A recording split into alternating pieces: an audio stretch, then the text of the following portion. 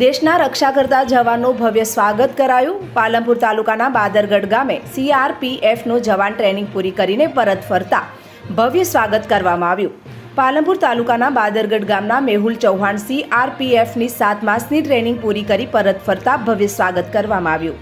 Training પૂરી કરીને પરત ફરેલા જવાનનું સ્વાગત મુસ્લિમ સમાજના લોકો દ્વારા પણ કરવામાં આવ્યું। ગામના લોકોએ હર્ષભેર ફૂલહાર પહેરાવી ભવ્ય સ્વાગત કરવામાં આવ્યું।